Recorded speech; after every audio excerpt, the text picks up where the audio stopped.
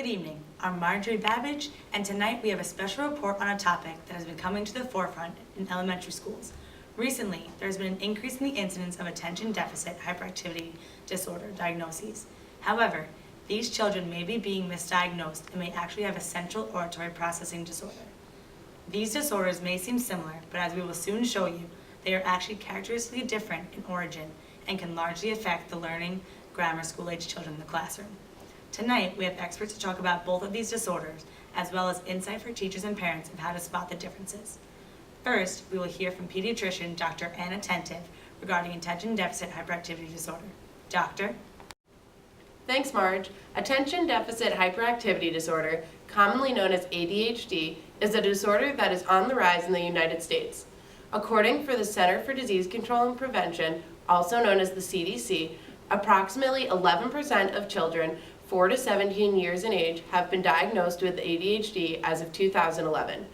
The symptoms of ADHD include when someone is inattentive, easily distracted, hyperactive, fidgety or restless, has difficulty inhibiting and following rule-governed behaviors, and impulsive.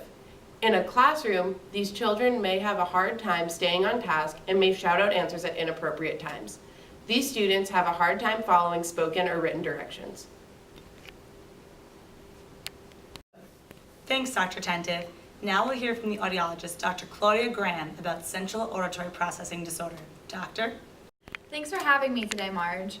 Central auditory processing disorder, also known as CAPD, is characterized by difficulties in the perceptual processing of auditory information in the central nervous system.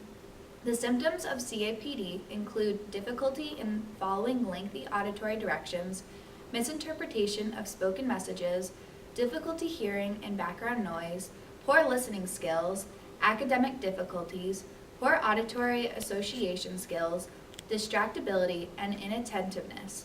Seeing as inattentiveness is a major behavioral symptom of CAPD, it is often confused as ADHD. ADHD is also more prominent in the media, increasing the probability of it being diagnosed instead of CAPD. However, they are two entirely different disorders. Thank you, Doctor.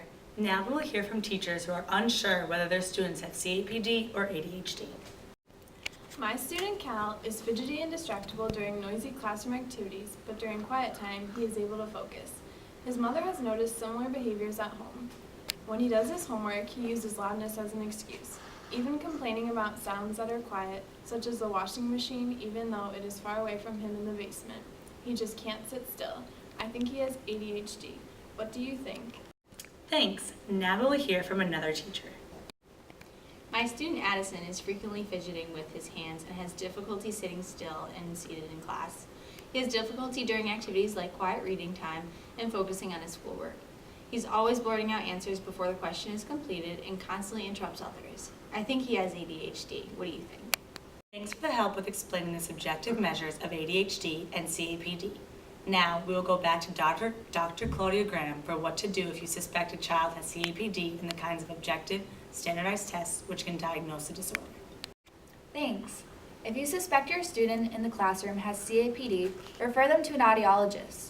The audiologist has a battery of tests that can help diagnose if a child has CAPD.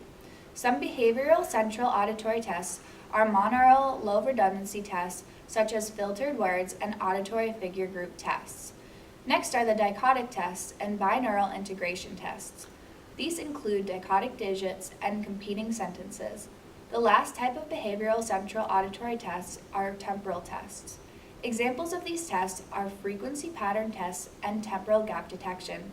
Additional types of tests for auditory processing disorders in general are electrophysiological tests. I actually have a question for you, Dr. Graham.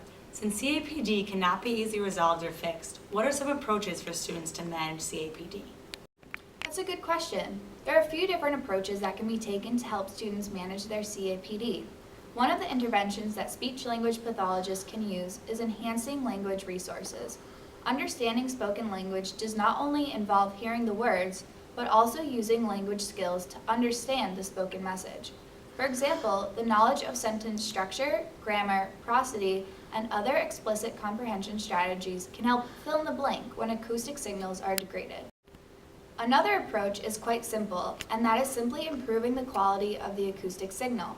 This can be done by eliminating or minimizing background noise, especially in the classroom. One can also increase the intensity of the desired acoustic message. This can be done by having the child with CAPD sit in front, closest to where the teacher is talking, or even implementing an FM radio system which has the teacher wear a small microphone that sends the amplified message into a headset worn by the student. Communication can also be improved by using additional visual aids such as hand gestures, images, and printed handouts. Thank you.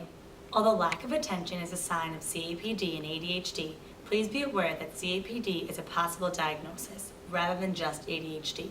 If you have more questions, you can find helpful information at www.asha.org. And now we'll go to Sal for weather.